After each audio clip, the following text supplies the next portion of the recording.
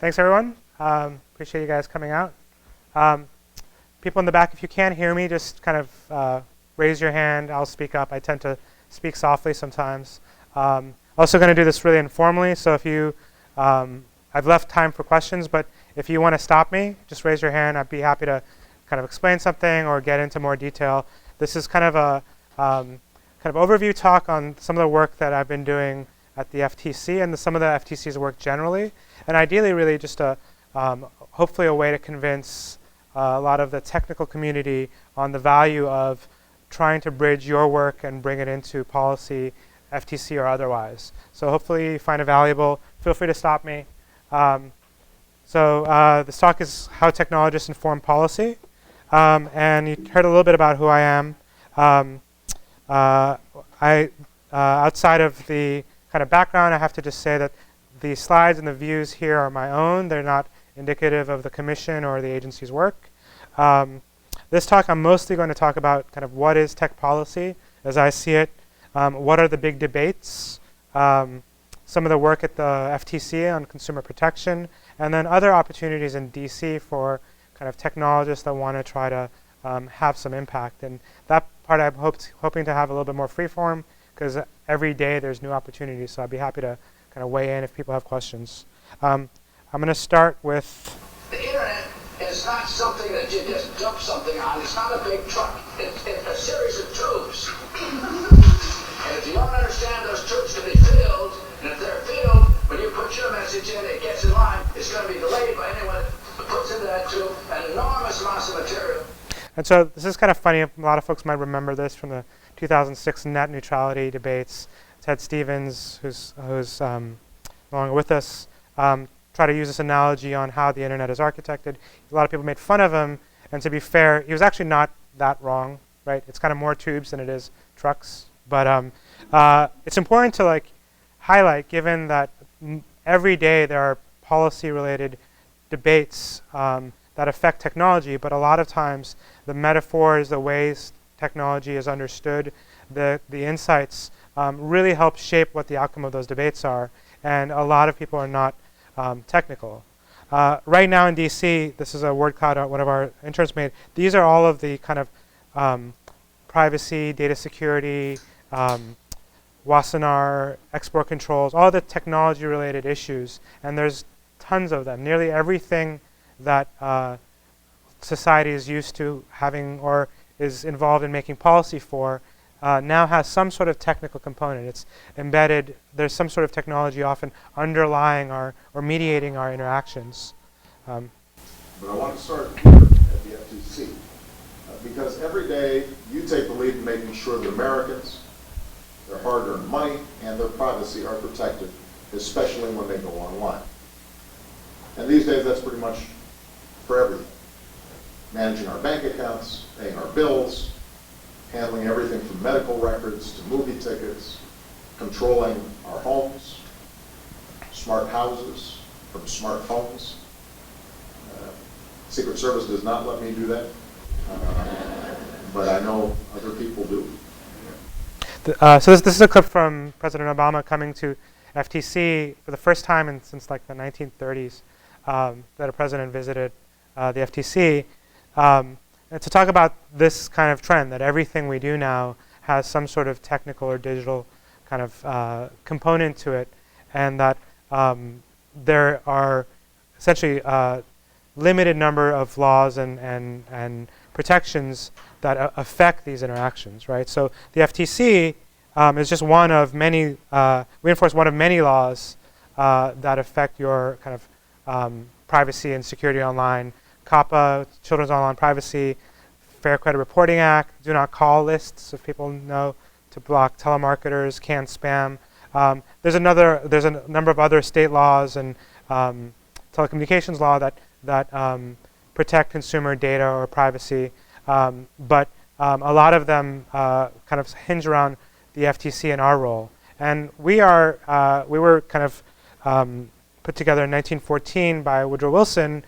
We were established to primarily enforce the trust, right? The issue of big companies, antitrust trust was essentially our initial mission, and we were given essentially authority under the FTC Act, which enforces unfair and deceptive trade practices. And this is pretty much our primary kind of tool, our hammer, is the ability to essentially take action against companies that might harm consumers and harm competition, either by making deceptive statements, lying to consumers about what their technology or what their products do, not just technology, or this concept of unfairness, which is a little bit different than how we usually use unfairness. Unfairness under kind of FTC terms is something that is likely, that can harm or likely to cause consumer harm and not be kind of outweighed by countervailing benefits and not be reasonably avoided by consumers. And so that's kind of our framework. It's a little bit hard to kind of map directly on some of the information harms that we care about. For example, if the harm is purely leakage of information, if the privacy violation is purely leakage of information, sometimes people argue that it's difficult to prove that there was harm that occurred in that context, and that's a lot of what we are trying to grapple with as we use this authority in the kind of online privacy space. But that's to give you a background. So like deception is one of the key ones, and this is a funny clip. I don't know anything about this. Maybe you know something about this. It has to do with the Federal Trade Commission, and apparently there was a product being marketed in the United States. It was caffeine-laced undergarments. The idea was the caffeine in the undergarment, the wearer could lose weight and have less cellulite. And so that's a real thing, right? So that was a case that we brought against a company that made these claims. And while not super technical, it kind of demonstrates our enforcement authority under deception. If you make claims about your product, they need to be true, right? And when we were founded, this was high tech, right? One of our first cases was around an adding machine that made claims on capabilities, and even then it required that the agency would be able to understand how the technology worked, the adding machines worked, and apply their knowledge to this case. It's evolved somewhat. This is an example of in the 60s and 70s, we were tasked with looking at looking at comparative standards for cigarettes, the ingredients inside cigarettes. So we built technology to automatically measure the amount of tar, and this became the standard by which you see for kind of the labeling for cigarettes. But we had to come up with a way to do that even 20, 30 years ago. But a lot has changed since then. So we just had our 100th birthday, the FTC, just this year, and we now have ventured into a lot of kind of technology-driven investigations and cases, right? And so I'm just going to step through a couple of these. I want to highlight how we how technologists help inform and bring about some of the outcomes of these cases, and not just technologists at the agency, but in fact research from the community, such as the research community here, academic publishing, journalists and others, and how that all helps inform some of our work, right? And so I'll start with one real kind of seemingly easy case or seemingly straightforward case around deception. We allege that AT&T was essentially being deceptive in their unlimited data plans, right? In fact, when they provided an unlimited data service, they were capping and throttling users after a certain amount of use of their data plan, and we allege that this is in fact deceptive, and we I think are still in mediation with them. The one thing to think about is, so while this is this is somewhat straightforward. You say it's unlimited, it's not unlimited. It actually involved a lot of we had technical experts come in and help us understand how routing works, how telecom routing works, how spectrum works, how throttling can be achieved on whether it's congestion throttling versus cap or per use throttling, and how that affects AT&T's network. So even though it's a straight deception case on their claims, we had to still understand what the underlying mechanism by which they were doing this and whether this was necessary to provide the service or whether this is a deliberate business practice that was deceptive. And so that was kind of one of the well-known cases on deception. Another one that I had pleasure working on was Google Buzz, and here this was in 2000. Google had made some changes to their platform, which inadvertently made public the list of people, users that Gmail users had interacted with, and so you could know who someone was in contact with. This was as a direct attempt to build their social network or social graph quickly as they competed with other social network providers. But we allege that Google did not ask permission and therefore exceeded what they had disclosed to consumers about how they would treat their private information. And in fact, here, again, it's critical to have kind of technical people sitting opposite the engineers and lawyers of the company to understand, well, how did this work exactly? Was it necessary to provide the service? How does the technology work? It's not like rocket science, but it still requires that you understand how, for example, a social network works and how populating a social graph might work and whether that was in line with Google's original statements and products. And the reason I say it's not rocket science is, I will talk about later, for a lot of people in DC, this does seem like somewhat technical. And if I told you that was the only way it could be done, and I have no other way to measure or to test or to know whether that's actual factual statement, that becomes kind of a critical turning point.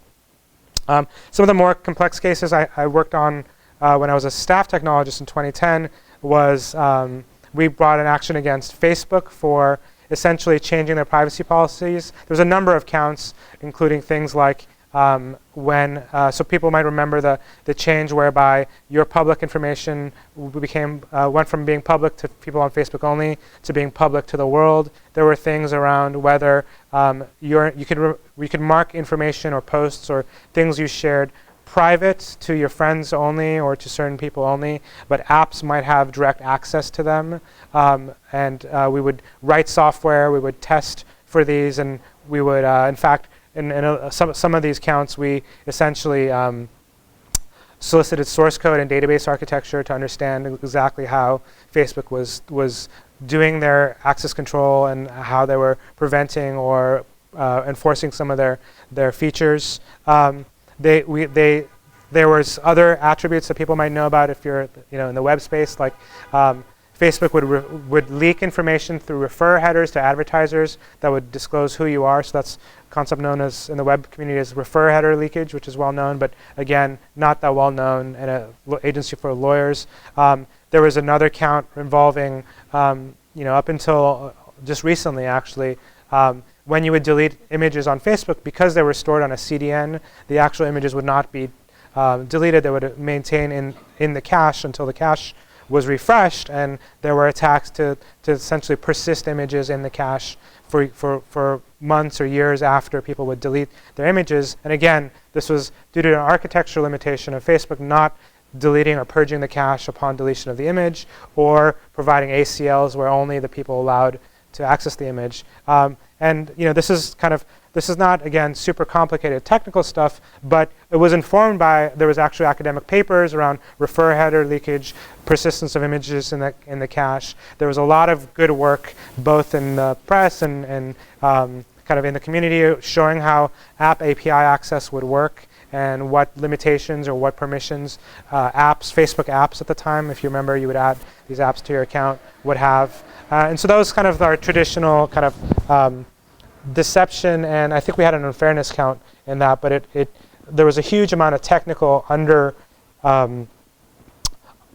technical work underpinning this investigation that we would either use to solicit information from the company or use to contest claims that the company would make. And it's important to put out, once we work with a company on these issues, we typically put them under order. So for both Facebook and Google, they're under order for 20 years from the date of our kind of settlement to not essentially do this again, to not make claims regarding the information they might share, to make sure they have a data security program and privacy team that is responsible for enforcing some of their policies, and that's kind of a big deal, I think, for companies to essentially have to be responsible to. So we don't have a taxonomy for it, but there's great literature on people that have looked at our data security. Or so Chris Hoofnagel's done some of this work. Woody Hartzog's done some of this work. Jen, I don't know if you've done some of this stuff a little bit. Understanding of it, but people have put together what is deception. The deception count's often more straightforward. It's usually like you might make claims around, we will not share your information with third parties, and then you share information with third parties, or we will not, we will allow you to delete your information, or we will allow you to limit access to who can get access to your records. Some other deception claims which will come up are on security. So we will say we take steps to secure your information. We take best practices to provide security of the platform, and then the company, it turns out, has no security platform, doesn't patch bugs, doesn't patch vulnerabilities, and has no process for disclosure. So we look at those things under deception. Under unfairness, it's a much different kind of rubric, and a lot of people have challenged how we use our unfairness authority in data security, right? So we say it's unfair for companies to not have companies that handle sensitive consumer information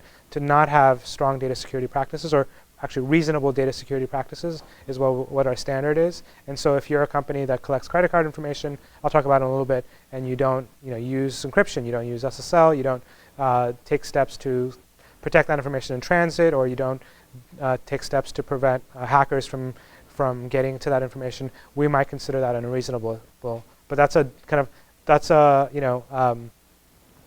nuanced definition of unreasonable, and some people have kind of criticized us for expanding our authority for unreasonable to information harms. So unfairness, no, I mean, I think it's more the legal definition of deception, and we just essentially, it's the statute is unfair and deceptive trade practices, right? It's literally, and so there's a taxonomy you might kind of put together based on our enforcement actions historically, but I don't think there's a specific kind of definition that we put forward.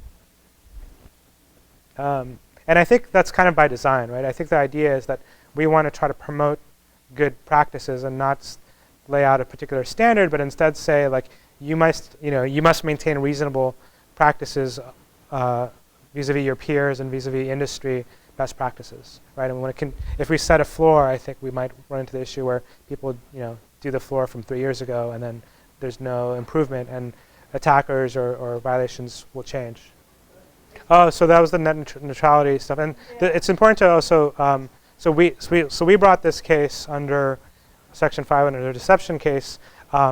Since then, there's been more clarification, but typically things like net neutrality are under Title II, which the FCC has authority of. So we're the Federal Trade Commission, and the Federal Communications Commission has been primarily responsible for things like broadband and more recently wireless. There was a clarification this year, was the updated net neutrality, updated FCC rules that kind of clarify that the wireless broadband providers is more under their purview as well. So we didn't, but FCC would be the one that looks at net neutrality. Although I think depending on who you ask at the commission, they would say to the degree that there's deceptive and unfair practices that are not specific to the technology but are specific to the activity. If it's just like if Netflix were to make public claims about their service,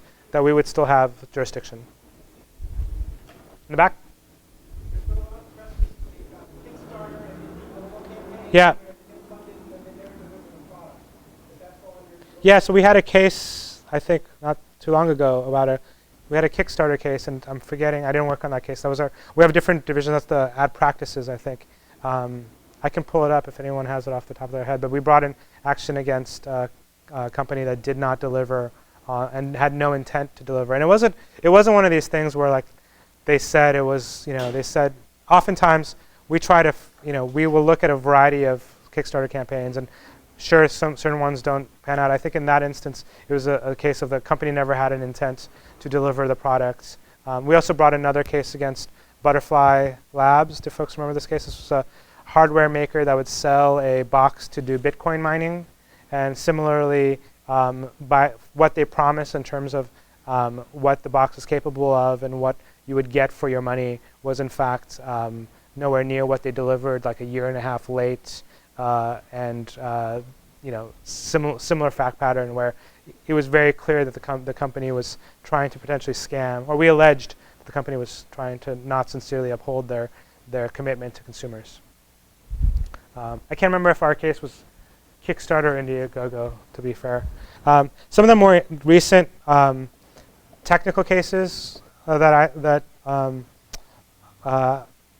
we brought, I had a chance to work on this case, which was kind of fun. So do folks know what mobile retail location tracking, do you know what that is? So this is like when you walk into a mall or when you walk into, walk by like a Starbucks or something.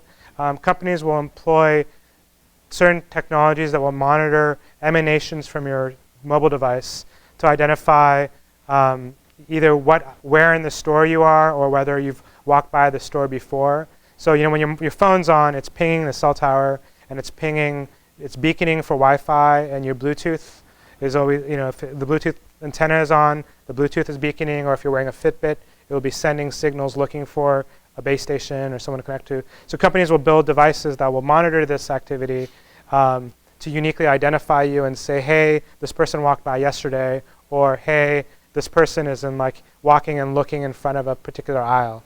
And so one company was Nomi. We brought a case that their service that would allow brick and mortar stores to essentially build heat maps of where people walk around the store. They made claims that consumers could control and opt out of this service, and that we alleged that they would allow consumers to opt out of the service, and that they would give notice in store, and in fact they did not. And this was kind of an interesting case because it first involves understanding how this technology works, which is somewhat, it will vary by provider, but ultimately it involves setting up base stations across a store that passively collect these signals. And then there was a lot of claims made with regards to what the privacy properties of the technology were. So Nomi, for example, would argue that this information is anonymous and has no essential real way to link back to the individual. And that was kind of one argument that was made. If people are technical in the room, you know that a MAC address is something like 48 bits. Usually the top, the top four are manufacturer IDs. So the addressable space is quite limited, that you can brute force on a laptop in 2 minutes in advance, right? And the hashing algorithms are like MD5 or SHA or whatever. So it involved demonstrating that in fact these technical protections are somewhat limited, and we can kind of defeat them quite quickly and easily. But also really basic stuff too, which is an aha moment as a role of a technologist for me was we're having this conversation with a bunch of people in the room from all sides, and they were very much focused on this idea of notice, in-store notice, and whether it's even relevant, and completely missing the fact that Wi-Fi signals don't really respect walls, right? So if you're in the building next door, there might not be any notice, right? And your signals will still get collected by the technology, but none of the lawyers in the room had really made this leap because they weren't really thinking about it from that technical frame. They were thinking of it the model we have in the US is you give notice and consumers can opt out, and that's the model we have, and that's perfectly good, but it doesn't work in context, for example, where there's passive collection from places where you might not have any visibility. The technology was designed to pick up cars that would drive by, and you could, and so there's no way to potentially give effective notice to the cars, et cetera. So a lot of understanding what are the privacy implications. And I recently gave a talk somewhere, Amsterdam, on identifiers generally. I didn't include the slide, but if folks were following, in some of my work with the Washington Post, we highlighted the NSA's use of kind of providing guidance to drone operations, for example. And it's important to point out that these identifiers like IMEI, which is your hardware identifier for your phone, or IMSI, which is your SIM card or your Wi-Fi MAC address, certain government agencies will use these identifiers to target drone strikes, right? And so to the degree that an identifier is good enough to launch a missile at you, I feel like it's hard to say that it's anonymous or it's not a robust identifier. So kind of try to make these cases in kind of those, and link it to kind of the technical ways this stuff works. Like your MAC address, unless you know what you're doing, won't change ever for the life of your device, right? So it will be associated to your phone unless you know how to root your phone and do a bunch of stuff, and most people don't.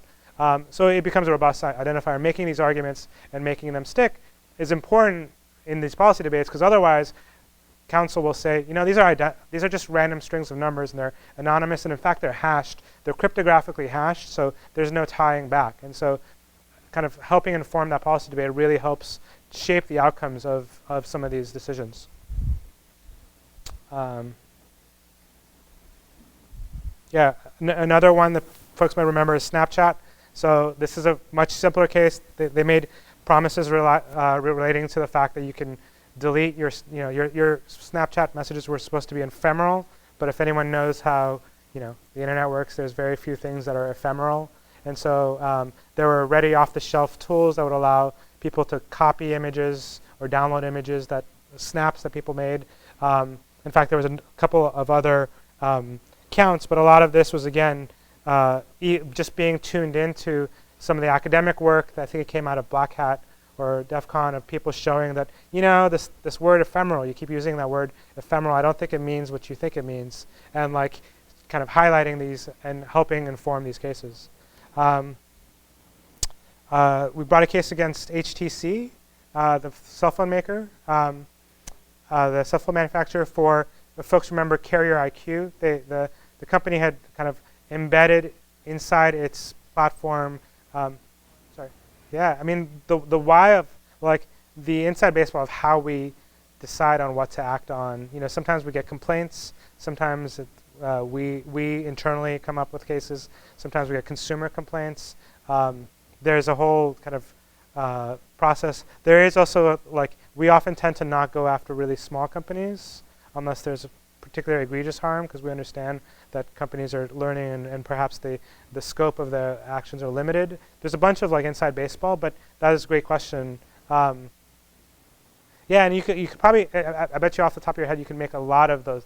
You can think of 20 other examples of that, which is true, but for it to be a case, it needs to be kind of articulable in a way that the lawyers would be interested in and defendable by kind of, I think we bring cases under the assumption that we might actually go to court and have to defend this, and it has to be important enough to, the claim has to be valid. It has to be important enough to where we're not wasting people's time by bringing this case, right? But yeah, I mean, I've been personally very interested in the sphere of things around security products generally. There's so many, I don't know, every other app you download has military-grade encryption and strong, secure password management. And if you poke at it, there's a really great tool called Drozer. Have people played with Drozer? It's like a Android tool that lets you interrogate and often poke at things in really interesting ways and demonstrate most apps will not will encrypt things, but expect that once decrypted, all bets are off, and they don't use any security precautions after the information has been decrypted, or they might not really use encryption. They might just hash things. And yeah, I mean, I wouldn't argue that we're an enabler, but you would argue is the police officer that's not pulling every speeder over? Right. So we try. I mean, so we have one police car, or a few police cars, and we got to pick ones we think will send the message, and the guy's really speeding, and it's a big truck, and so it's likely to hurt someone.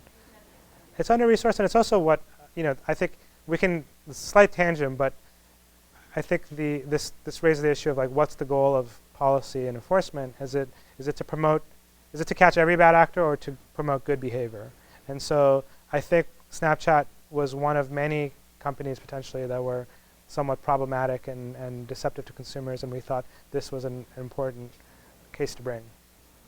Yeah, I mean, so I've heard people say that, and if it's unclear why people choose the things they choose, and if you asked, is it the ephemerality or security of the communication that they're choosing, or is it that all their friends are on it, or is it that it gives you cool stickers and whatever? There's probably a number of, I've been having chats with other people who have really great security products So like if a friend of mine does Signal, which is like and he can't understand why like people so one of the things they're spending a lot of resources engineering is emojis. He's like, seriously, like to be competitive, we need to add emojis, right? Like, and so there's a number of reasons why people think in these cases I do think it's important that like from a product safety perspective, the framework we have in the US isn't that you absolutely have to have privacy but if you say you are, then and consumers make a choice based on those claims, then those claims damn well better be true. And that's the model that we enforce under. There are other regimes that require that companies have a minimum kind of practice, for example, in Europe around privacy and how they handle and secure consumer data. And that's a different model. But here, at least, we just say, like, you can do whatever the hell you want as long as people are cool with it and they know what they're getting into. But if you are saying your messages disappear and they don't, well, that's problematic. Other questions? Nope. So HTC was just a quick one. It was around, in fact, I'll skip that one.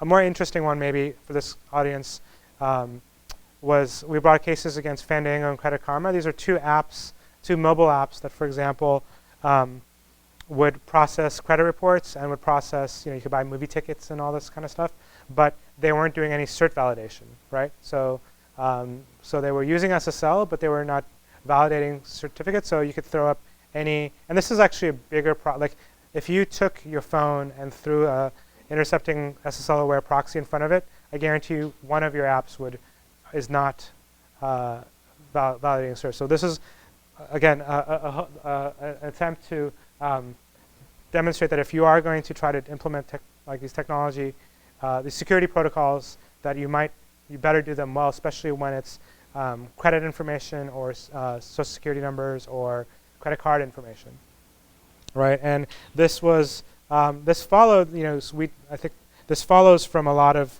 work that's been done in the security research community, in the academic community around how well SSL works or vulnerabilities in SSL, how well it's implemented, issues with like the keychain and issues with the cert store. And so, you can imagine we would also build tools to automatically test for these things. Developers do as well, but a lot of our work is also trying to flesh out some of these, and not just from the purpose of finding cases to bring, but I'll talk about some of our other work, which is to try to measure and say like what percentage of the market is currently screwing up in certain ways, and what are areas where companies can improve their practices.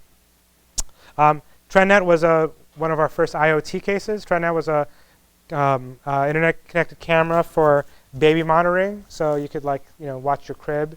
And the company, or we allege that the company had faulty software that would essentially allow anyone to access the video feed by default. So there's been a number of these cases you might have seen in the press where I think there was a really bad episode of CSI Cyber that I recommend nobody watch, but it involved like an auction place for babies involving cameras, but it was based on this concept of like a lot of camera manufacturers will sell software that's open by default, or that doesn't receive security updates, or that allows anyone from the outside to access the video feeds. And so we brought a case that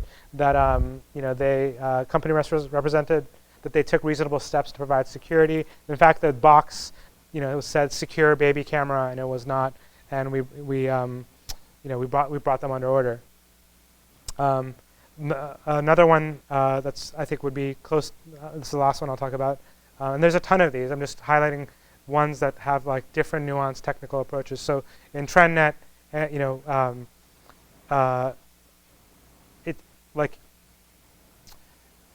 so this is going to be a common problem as IoT. This is going to be a more and more common problem as IoT develops, right? So the Internet of Things are these. So this was like a $35 or $40 camera, I think. It was not that expensive.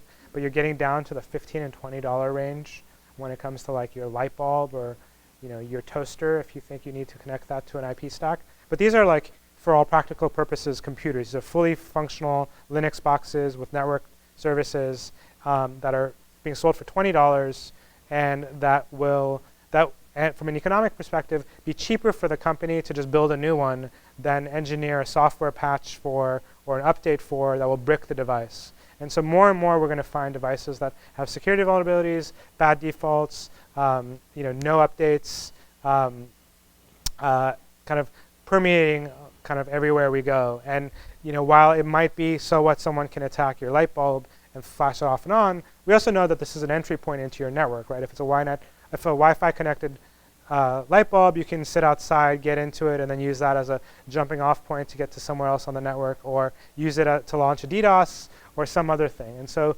this was kind of an attempt to say, well, this is an important area, not just because it's a baby monitor, but that the Internet of Things is a very important area for us to focus on. Designerware, last case, I'll talk about, really quick case about a rent-to-own camera company, rent-to-own laptop company was installing software by a company called Designerware that would let the rent-to-own company recover the device in the case that the people didn't pay their fees. But in fact, the company allowed them to and was taking screenshots regularly and key logging and taking webcam photos of people in all states of undress. I think that was in the complaint. Even after they were late for one payment. And so we brought a case against them that this was I think this was an unfairness case that said that providing access to like this level of detail of consumer information for the purpose of recovering a laptop was unfair to consumers. And this, for people in the security industry, this is a RAT, right? This is a remote access tool that just allows you to keylog and webcam, and you see it all over the industry. For in the security space, but it was interesting that companies were using this to recover their laptops, and so that was one of our other cases. But hopefully, kind of, it gives you an idea of kind of the wide set of types of cases, but some of the technical pieces. And again, some of the engineering is interesting. I've done some work around demonstrating price discrimination or demonstrating vulnerabilities, but a lot of our cases are in fact not that technically difficult. They just require being able to articulate the technical issues and being able to do it in an accurate way and highlight what are the pivot points. Some of the other stuff that we've done, we hold workshops. We have papers. We just did one Monday. I helped run a workshop on cross-device tracking. And do folks know what that is? Cross-device tracking is so a lot of the advertising industry is based on understanding user behavior, right? So they want to know what kind of how you use the web. What your profile is on your browser, and they will use cookies and other tools to understand what ads you've seen and when you've clicked. Well, there's a lot of drive to link that activity with what you do on your mobile device or your set-top box or your tablet. And so cross-device tracking tries to identify that you are the same user across multiple devices, such that they can have a better profile of you, of understanding you across all of your interactions, as well as knowing that when you saw an ad for a shoe on your phone, you later clicked and bought it on your laptop, and understanding that conversion. But there's a bunch of ways to do this. The ones that seems more obvious is if you're logged into like a mail service, or if you're logged into some website on both your devices. Well, you've identified yourself as the same user. There are also other ways to do this, often referred to as probabilistic tracking, which looks at behaviors that are shared between the two devices that give indication that those devices might be related, and that's called probabilistic kind of correlation. For example, the fact that your phone and your laptop is on the same IP address right now, on the same subnet, at 8 whatever time this is, 1 to 4 in the afternoon every day, and then when you go home, they're on the same subnet on your home router. That's a good indication that those two devices are probably traveling together and belong to the same user. There's other technical approaches. One that was in the press recently about the use of audio beacons, which we talked about earlier today, which is companies will embed ultrasonic audio beacons into commercials, into like television adverts, such that when your phone is in the proximity of the television advert, there's an ultrasonic beacon that goes from the advert to an ad library installed in an app on the phone that will link those two devices through kind of ultrasonic beacons. And so that sounds kind of sci-fi, but that's in fact a technology that exists in the marketplace. If people have like a Chromecast, that's actually how your Chromecast, your Google Chromecast does guest mode linking. And so we have a workshop to kind of highlight how this technology works and raise what might be the privacy concerns around certain technologies. We had one on big data and discrimination. We've also had a series of start with security events. We had one in Austin and another one in San Francisco around. And these are events designed to help developers and companies try to figure out what are best practices with regards to building apps, building products, building tools, and provide some guidance to help avoid some of these concerns. And then finally, we kind of we had these contests called, one was Zapping Rachel and one was Humanity Strikes Back. And this was an interesting thing for government to do. We worked with the DEF CON community to come up with a way to combat robocalls. So robocalls are super hard to deal with because so who hasn't received a robocall? Raise your hand. Right, nobody. The challenge is that they can spoof the sender phone number. They share the information of live hits. And so is there a technological solution to helping combat robocalls in the same way that we helped identify spam, like sender reputation? And so we've had a series of contests and enlisted the technical community to build tools and software. I think we gave a prize of like $50,000 to the winner of these contests to help consumers battle some of these challenges. We also I helped launch this Office of Technology Research. So we've in the past had staff technologists like myself and experts, but more recently we've put together kind of a tech research shop that has full-time technology researchers and fellows to help both help the Commission understand some of the new emerging technology as well as do our own in-house research, both in terms of doing the research ourselves as well as internship and externship programs, which I'll talk about at the end of summers. If people want to come out for the summer or come out for a semester and do work that informs the Commission's work or that could help inform the Commission's work, they would do so through this office. And a lot of what we've realized is that there's so much good academic work around all of these issues, around what companies' security practices are, privacy practices, information leakage, stuff that seems obvious, but that we might not get exposed to. And the hope is to use this as a bridge to bring research into the FTC to help inform the actions we take, as criticism maybe earlier than we did in past cases, or that we're looking at the important things, right? One of the topics that I'm really interested in as part of the shop is this idea of algorithmic transparency. Do folks know that term, right? The idea is what are the biases inherent to the algorithms we interact with every day, and how can we know them, and how can we kind of protect for unwanted or undesired biases. And I've done in the past work on highlighting companies charging different prices for things. There's been great work around people showing ads based on whether you have an ethnic name or not. My favorite example is, if you, folks that use a mapping software, right? Do you have any way to know that the directions that you're getting from your mapping software is actually the fastest and shortest route, or it's a route that was suggested to you to get you to walk by a billboard, or to get you to walk by a store that a company gets kickback for, right? And so that's an area that I'm particularly interested. These things affect almost every part of our life. So there's tons of debates. That was the FTC's work, but there's also stuff around cyber. I'm sure you guys have heard that term thousands of times too many. Export controls, drones. There's interesting things around IP, freedom of speech, as applies to technology.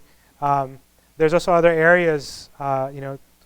There's the famous tech team at healthcare.gov, but there's also a lot of efforts around open data. So coming in and helping the government essentially provide or make its work and its data accessible to citizens. There's stuff that's a great thing out of OSTP around promoting using behavioral science and kind of some of the thinking around behavioral economics to help inform some of our policymaking, which I thought was a pretty great effort. AT&F is another place. This is like the skunkworks tech team inside government, inside GSA, that's essentially helping other parts of government help improve their security posture, help improve their development, et cetera. And so these are all tons of things that government is desperate for technologists, right? So I talked about the FTC, I talked about some of the policy debates, and kind of why this is important. People play this game, Call of Duty, you're familiar with it, but I would argue this is a more important Call of Duty, right? Every day there's policy being made around technologies that you guys use throughout, basically throughout your daily lives, right? And the primary issue that I see is most of the people that make this technology policy have no actual foundation of understanding how the technology works. In fact, there are people in DC that pride themselves on being the flip phone caucus. They pride themselves on the fact that they don't use email and they don't use smartphones. And these are the people that are deciding what your encryption policy, what your IP policy, what your data security and privacy enforcement cases are going to be. And there's a desperate need for folks like you and researchers and others to come in and help inform that debate.